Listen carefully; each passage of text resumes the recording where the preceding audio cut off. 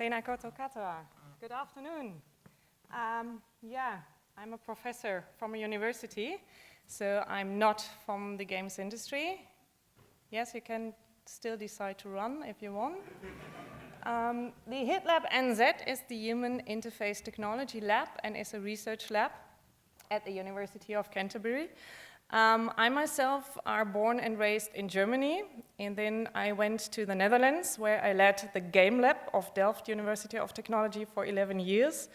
That's where my accent comes from, and also some examples that I brought you today. So this is where I am now. I'm head of the so-called Applied Immersive Games Initiative, which is a 5-year-long research project at the HIT Lab at UC. The School of Product Design is a part of this research initiative, where we look into how to use games to make an impact. So this is the applied games. And we also explore immersive technologies for that. In the Netherlands, I worked a lot on board games for decision-making, for training and learning, and they can also be very immersive. And I worked across a lot of technologies. So once I delivered a game that came barely with any material to the International Red Cross Climate Center in The Hague on the use of social security systems. But I also looked into the use of augmented reality technology for forensic researchers and the Dutch police. For the ones who don't know, here in Wellington, Christchurch is there on the South Island. It's also a beautiful place to be. And we have fantastic students we work with at the School of Product Design. We have an amazing undergraduate program in applied immersive games. And in the HIT Lab itself, we work with master and PhD students. And one of them worked on this broomstick where you can fly through a virtual environment. Some of the fantastic students are also here today and tomorrow, so if you want to speak to them about their experiences, because hopefully it's the future workforce, of course, then please just do so. I think applied immersive games have a huge potential here in New Zealand, not only because of the number of the games industry, but also because New Zealand has a culture that heavily relies on storytelling, on games, competition, on play, which can be used. Unfortunately, the funding landscape is not as good as, for example, in the Netherlands, where the government has identified the games industry as part of the creative industries and is one main pillar of the economy in the Netherlands. And a lot of funding from the government goes into the development of entertainment, but especially also applied or serious games. So what are these, and how do we look at applied immersive games? As I said, applied games are also called serious games or interactive simulations. At a university, we have a lot of complicated terms for the same thing, and that make use of immersive technologies like AR or VR to make them even more effective and also even more engaging. At the HIT Lab and that, we have the philosophy to put people before technology. So we don't choose one technology and try to solve all the problems that we come across with one technology like virtual reality, but we try really to work with people and for people and with organizations. So that's always our starting point. We also have the scientific toolkit to understand the real problem. So often we have organizations that come to us and then they say, for example, oh, I have a problem because my employees, they don't talk to each other, which is actually often not the problem itself. But we can work out with the organizations and with the people what the problem is, and then choose the right technology and choose the right game mechanics to help and to support the people and support the organizations. We can also design and develop mature prototypes. So we do know about how to design games. We have a designer and an artist in our lab, which is a very special situation for an academic institution. but also the researchers involved have some background in design or development. Like me, I'm a media scientist, and as I said, I was involved in a lot of game design projects. But we stop usually at the step of mature prototypes, where we have like methods to validate and evaluate them. But we need you, as in game companies, to team up with us and engage with us for the commercialization. Because as a university, we are not so much interested in making money out of products. We are also not interested and not capable of maintaining a game, for example, but game companies are. And the way I usually engaged in my projects with game companies was either from the very beginning on, that we thought about a project idea, that we filed a proposal or made a pitch, and then walked through the whole process, and somewhere at the kind of very end, we had, as a university, stepped back and only used whatever was agreed on for research and education, and a company took over their product and went into the market, or a student founded his or her own games company and went into the market. And again, we were fine with our research results and hopefully some good publications about it. I will walk you through some of the steps based on some examples. So applied games, why would you need them? It's not the most profitable kind of games that you can think of, because very often you only think about a relatively small group of experts that you can play or use these games with.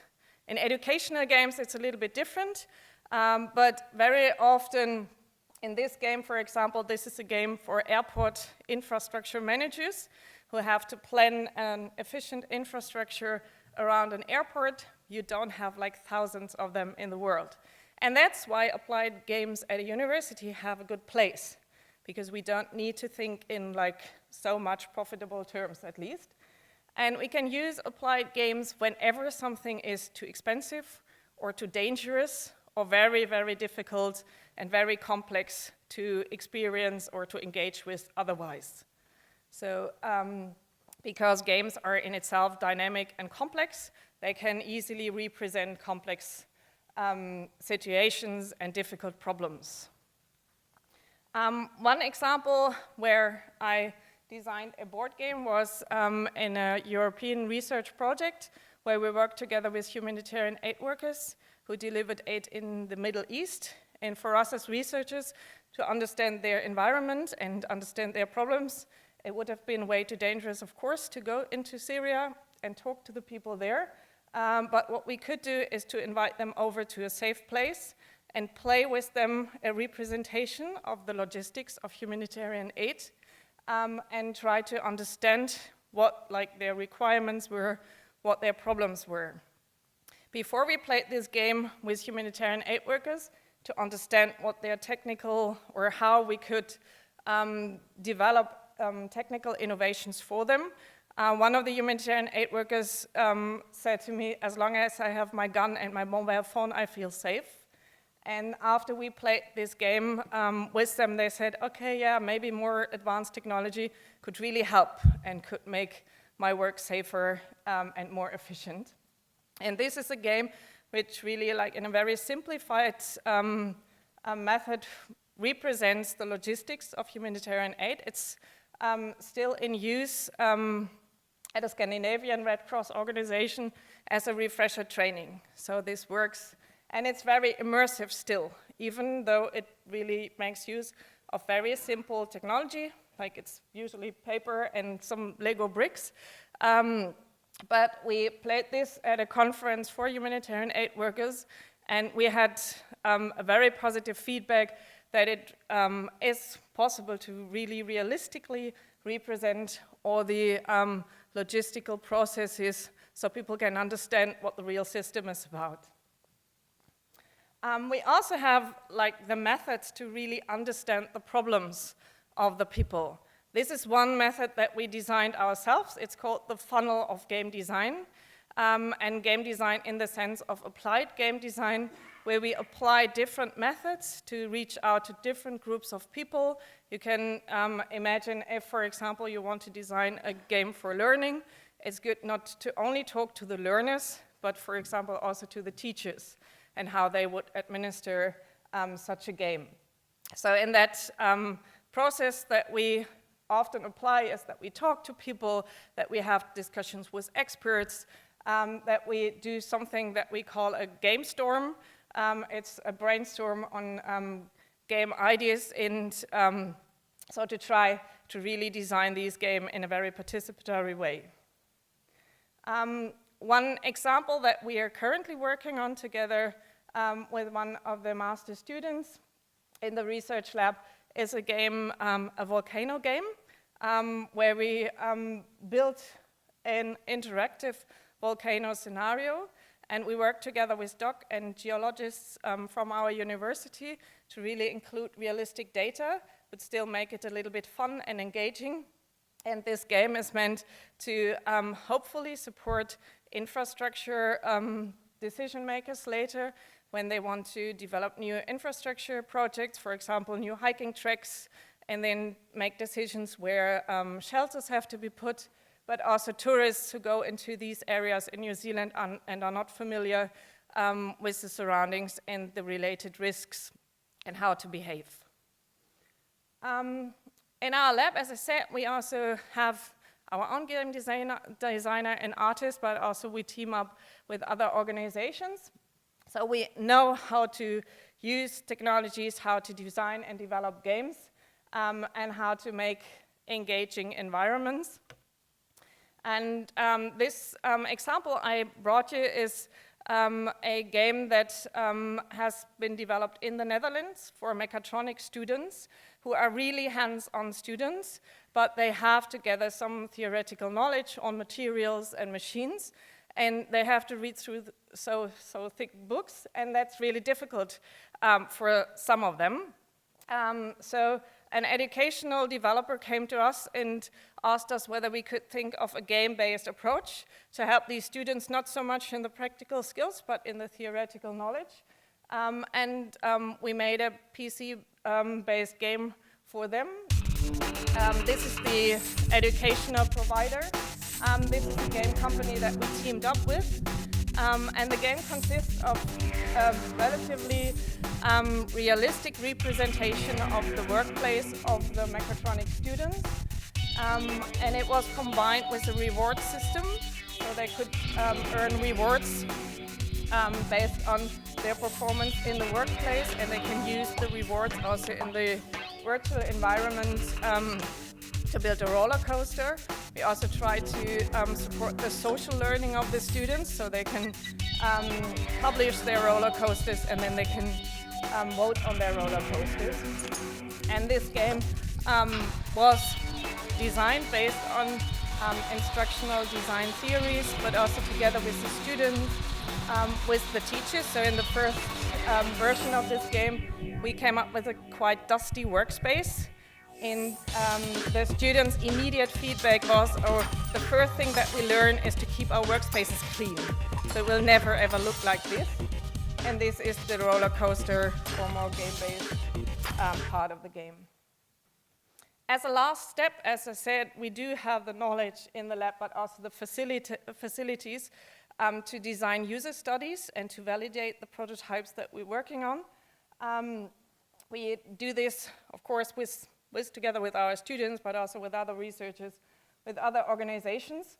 And we can come up with mature prototypes that are at least good enough, that they are playable and usable, and that can give us some indication whether this game would be an effective learning tool, for example.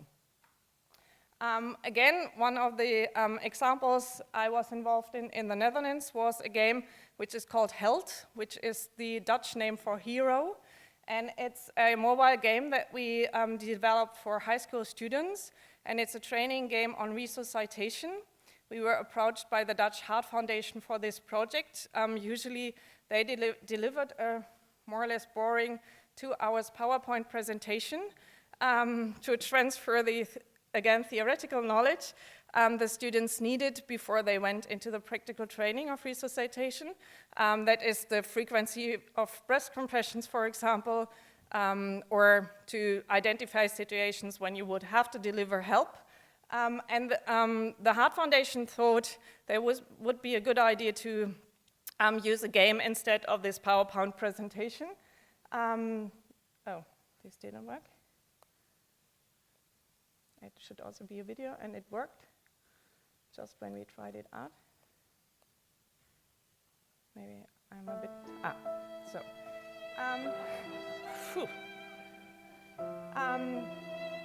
So to understand some of the numbers that are just given, the Netherlands have a population of around 17 million people.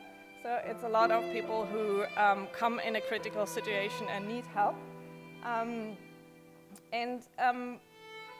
In this game, we also teamed up with the Heart Foundation, with the Dutch Health Council, with schools, obviously, and with high school students, where we also tested some of the designs of this game. But more importantly, in the end, we were able to playtest the first prototype with around 200 students. And we were able to gather a huge amount of data from surveys, in-game data, but also data from expert observations.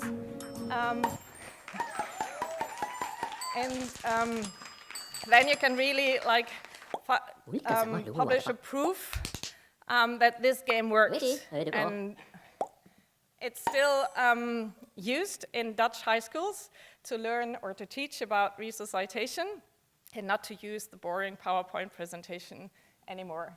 It's unfortunately never been translated, so if anyone from the New Zealand Heart Foundation is here and has interest in it, it has some quiz questions, but they are easy and it's not a lot.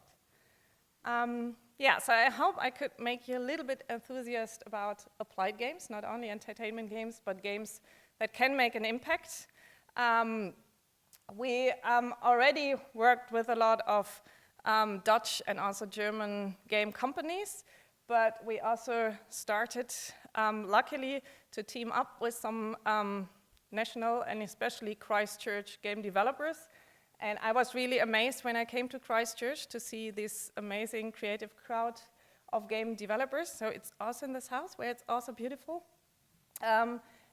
You see, we not only engage in research and education, but we really look into also additional activities to support the games industry, because we strongly believe that we need a strong connection between academia and the industry to benefit each other.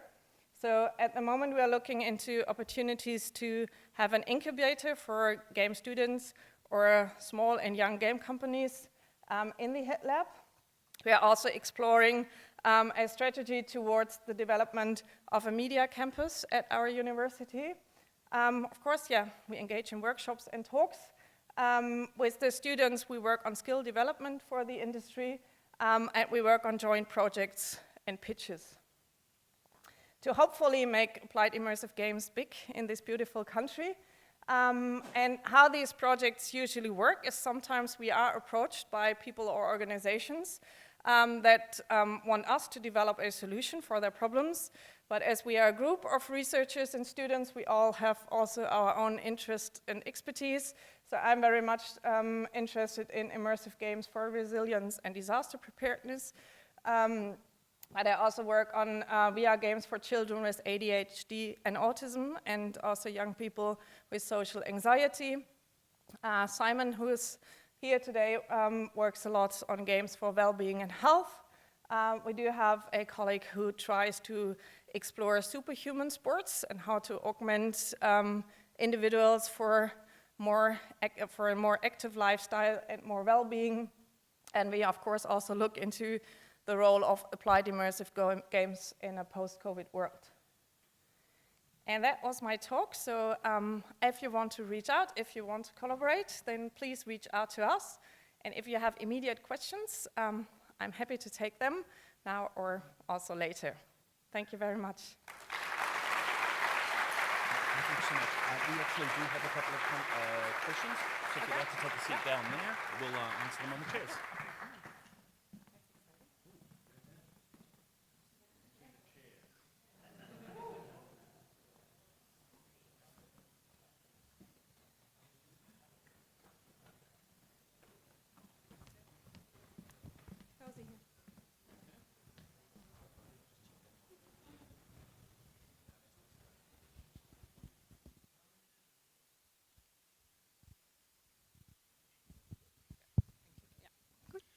Cool. Thank you so much for your insightful conversation. So we have a couple of questions that have come through on Twitter, and I thought I'd just jump right in. Where do you recommend extended reality coders or developers get started working with clients? Since every XR project is so unique, is there a particular entry point that you've seen most often? University work, industry simulations, etc. Yeah, it's a difficult question because every project is so unique. But I would say, at a university, we are not too much profit-driven, at least. We have a lot of freedom to explore also the things that are not yet thought of. And so I would say university is a very good starting point. Oh, fantastic. This one reads, Kia ora, Heide. What is something that you have learned about prototyping for university AIG that you think would be useful for indie game designers? Testing. Now it's really but especially when people are new to game design, I think they often forget about, and we heard that already, to really save enough time for activities that you can't anticipate maybe, and for testing, and really test it with different groups of people, especially applied games where you have a more or less specific target group in mind, but that still can be very different, kind of. It's really, really good to test with as many people as possible. Fantastic. Have there been any homegrown ARGs that you think are particularly notable or interesting? Homegrown, and is as in my home? I would say the resuscitation game, the health game, is a really good game because we saw it from the data. So people really enjoyed it, and people learned from it, and it was an easy tool for them. So many learning games that I've seen in my life are really badly designed very often. And that's a nice one, and I think it's a nice one because it was a really good collaboration between an educational expert and a games company, and they work together. So I think this is a really nice one. Fantastic. Now, earlier you mentioned for AIG, for health and disabilities, how accessible can AIG be if people have impaired or limited motor functions? Yeah, we are working on games in that direction too. So, for example, for stroke patients or in gait rehabilitation, and Simon is looking from there. He can tell you a lot more about it. So the good thing about these research projects coming from a university is that we have very high ethical, requirements, and we have ethical committees where we have to ask for approval for every research project that we do, because people like this, they are more vulnerable than healthy people, so we have to be especially careful.